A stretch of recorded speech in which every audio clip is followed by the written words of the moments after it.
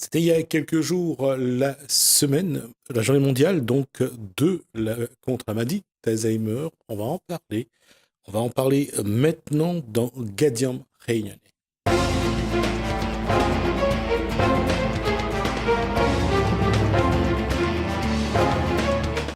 Ce serait drôle que je dise Sophie, mais bon, c'est Sylvie Agnès, vice-présidente donc de France Alzheimer Réunion. C'était drôle, il fallait le faire.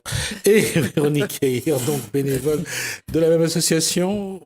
J'allais dire la journée mondiale. On a besoin d'une journée mondiale pour se rappeler que cette maladie aujourd'hui est toujours assez méconnue et que les solutions arrivent difficilement? Bien, on aimerait bien Tout avoir d'abord, bonsoir plusieurs. à vous. Bonsoir. Bonsoir. On aimerait bien Mhm. avoir plusieurs journées mondiales dans l'année Mhm. pour faire voir effectivement, pour sensibiliser davantage le public. Malheureusement, il n'y a qu'une journée mondiale dans l'année qui est sur toute la France, dans tous les départements et dans les DOM. Donc, en ce qui concerne l'association France Alzheimer, cette année, donc il y a eu la quête sur la voie publique les 21 et le 22 septembre sur toute l'île. L'association a quand même mobilisé plus de 60 bénévoles quêteurs pour cette quête. Donc, nous remercions tous ces bénévoles qui ont pu donner main forte à l'association. Et il y a eu également une table ronde de conférence qui s'est tenue à Saint-Pierre, à la salle Kerwagen, qui était ouverte à tout public, donc les aidants, les malades, les professionnels. Le thème de cette année que nous avions choisi, c'était quelle solution de répit pour les aidants? Parce que malheureusement, un aidant familial, eh bien, il a besoin d'aide. Et un malade, c'est toute une famille qui a besoin d'aide. Quand le diagnostic tombe, c'est la catastrophe. Tout à fait. Quels sont je dirais, les points les plus importants à régler à ce moment-là, quand la maladie arrive, quand il faut gérer autant les malades que son entourage? Qu'est-ce qu'il faut mettre en place comme protocole? Qu'est-ce qu'il faut mettre en place? Le problème, c'est que quand on est en début de maladie, on ne se rend pas compte que c'est une maladie qui va évoluer à son rythme, qui peut évoluer vite comme ça peut évoluer doucement. Donc, c'est pour ça que nous, en tant qu'association, on veut accompagner ses proches. Donc, on peut les accompagner administrativement parce que il y a des papiers à faire, il y a des demandes à faire. Alors, il faut savoir qu'aujourd'hui, il y a quand même 10 000 personnes qui sont diagnostiquées maladie d'Alzheimer ou maladie apparentée à La Réunion, sans compter les personnes qui ne sont pas diagnostiquées. Alors, quelque part, des fois, on est un peu dans le refus parce qu'on n'a pas envie d'aller voir tout de suite l'association. Le malade va bien, mais quelque part, c'est quand même une douche froide quand on entend le diagnostic tomber et le mot Alzheimer qui arrive.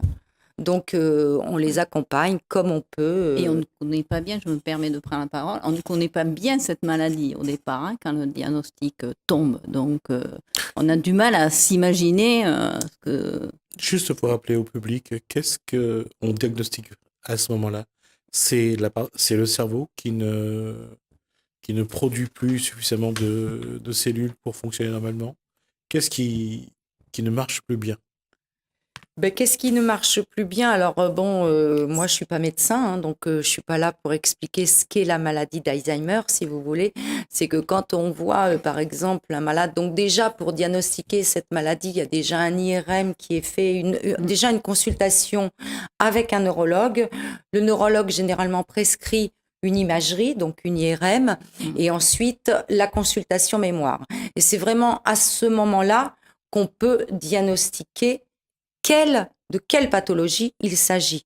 Parce que suivant où les neurones sont plus ou moins effacés, puisque en fin de compte, on a un cerveau, on a les lobes qui sont bien remplis, et dans la maladie d'Alzheimer, ça se vide. En fin de compte, il n'y a plus de connexion. Oui. C'est une maladie neurodégénérative. Donc, qui dit neurodégénérative, ça altère certaines fonctions cognitives, comme la mémoire, le langage, souvent, et le raisonnement. Et au début de la maladie, lorsqu'on a commencé à en parler, on a axé sur quelque chose de particulier, c'est la mémoire. Et comme on a vu, ce film N'oublie jamais. Mm. Euh, c'est de voir ces souvenirs qui s'en va. C'est une perte de Alors, sommeil. généralement, on dit que la mémoire récente Mm. s'efface tout de suite, mais généralement, on repart en arrière, dans le passé, souvent dans l'enfance. Ouais. Moi, je prends l'exemple, par exemple, pour moi, de ma maman.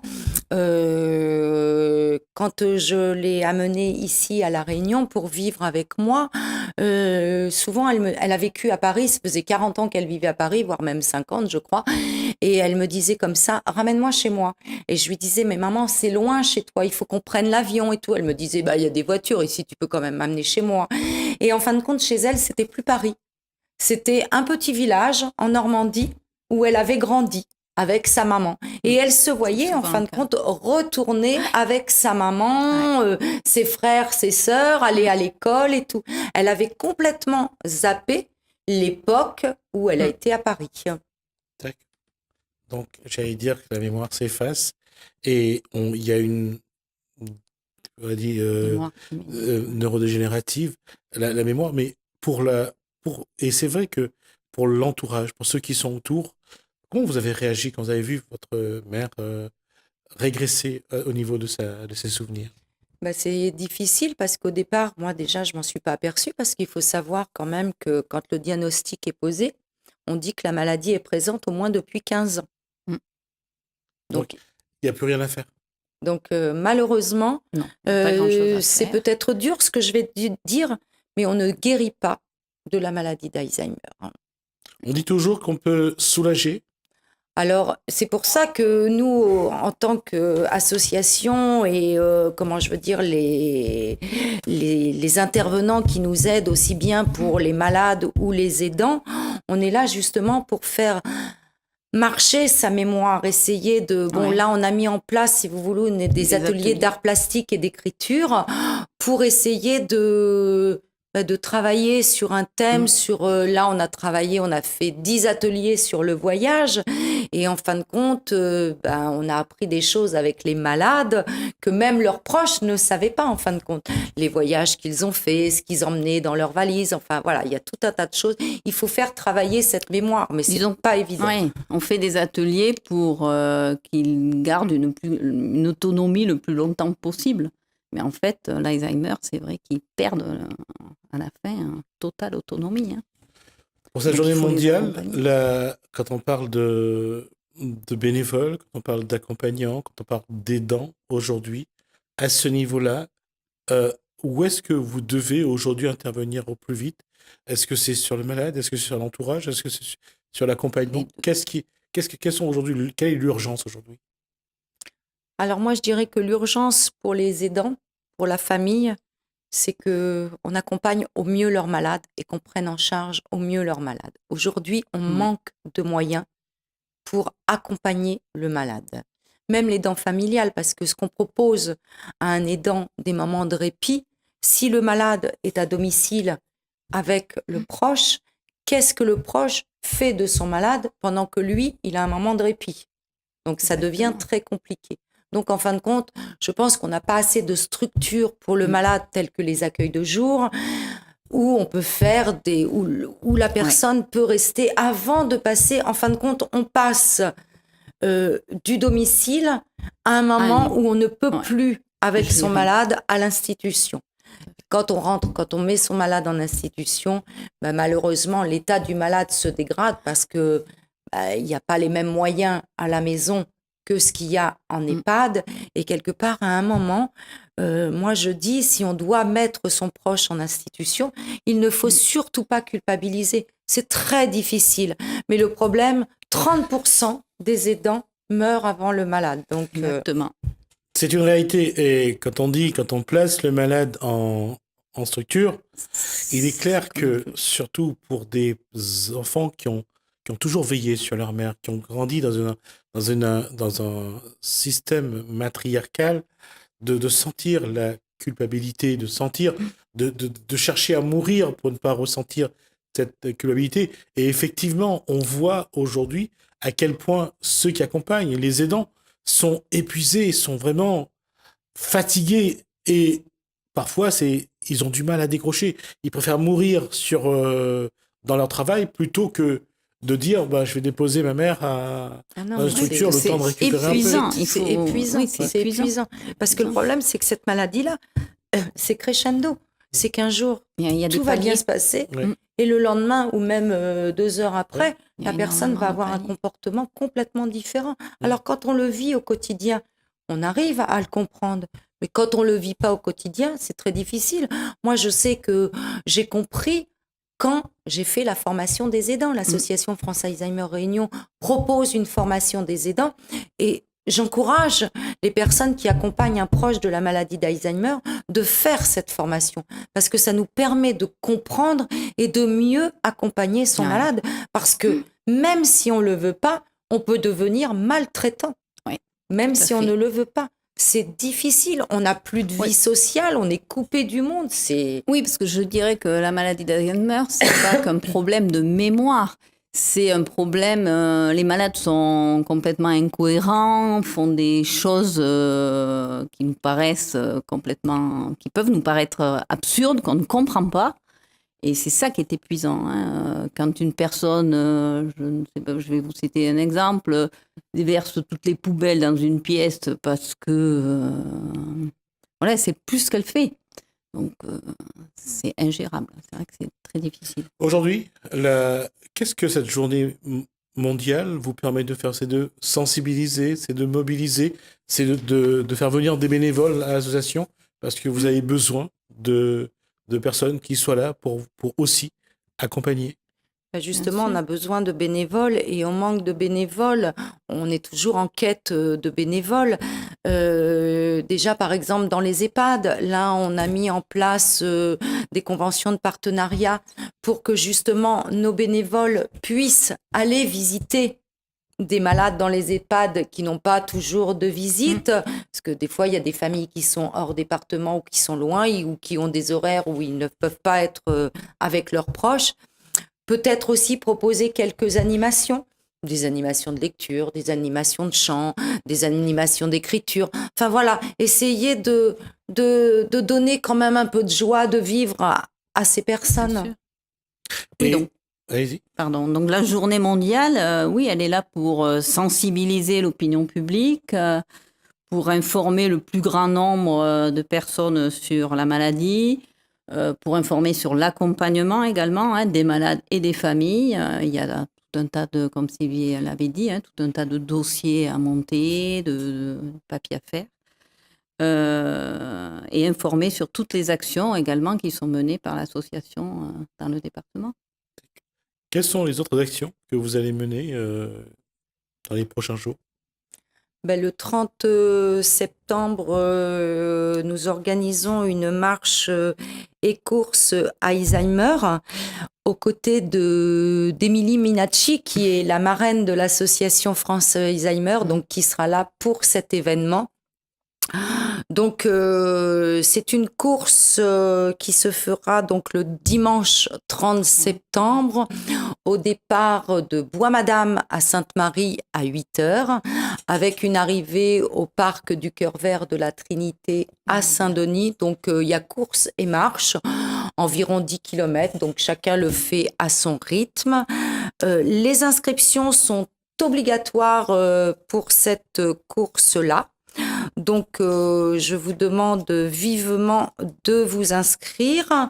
Donc, je vais vous donner un numéro de téléphone qui est le 06 92 08 94 94 ou sur le site de l'association www.réunion-alzheimer.org.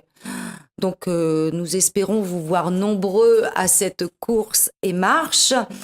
Et puis, c'est surtout une journée pour agir ensemble. Et puis, à la suite de cette course... Pique-nique, partage... avec un village Alzheimer. Justement, il y aura un village qui se tiendra de 8h à 13h avec justement des stands d'information. des stands d'animation.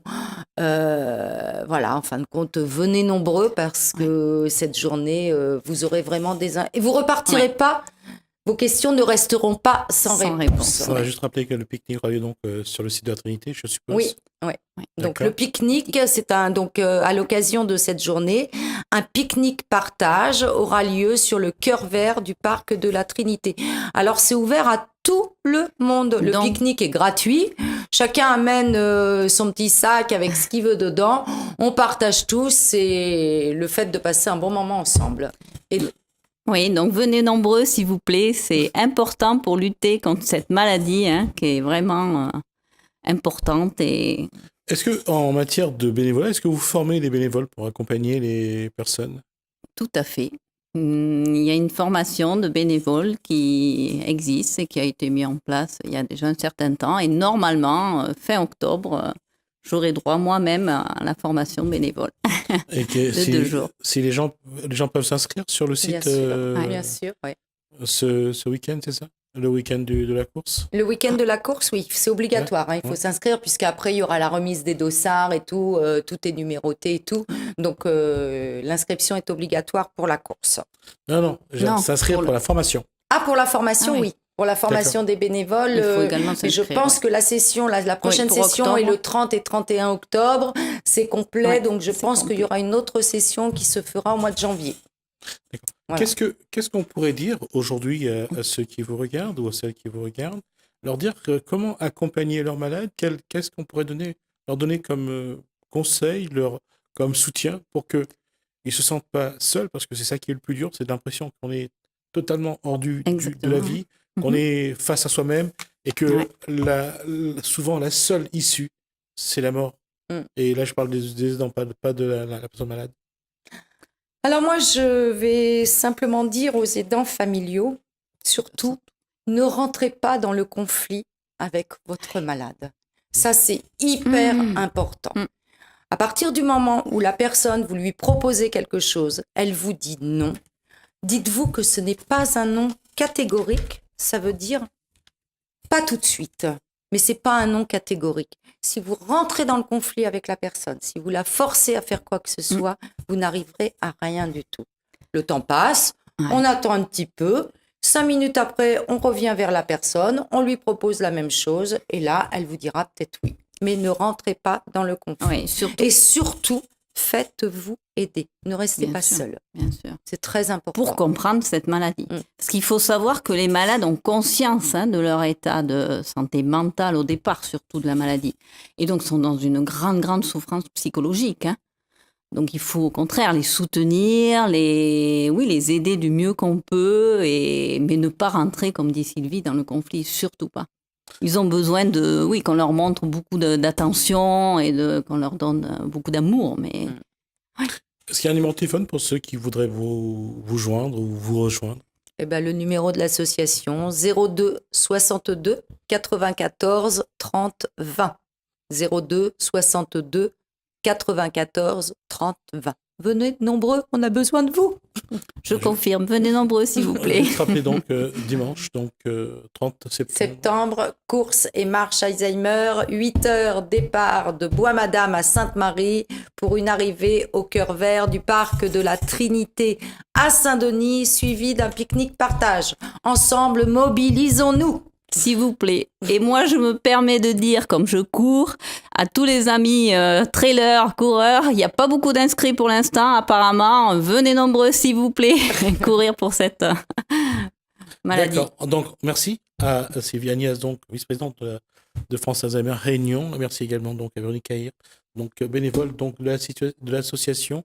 On rappelle donc que France Alzheimer Réunion, bien sûr, il y a une journée internationale, mais c'est tous les jours pour vous, cette journée internationale. C'est tous les jours les problèmes. C'est un combat de tous les jours. Ouais. Tout à fait. C'est un combat de tous les jours, je le répète. Bon courage à vous. Merci à vous. On a également une page Facebook. Je voulais juste dire qu'on va juste tourner une page.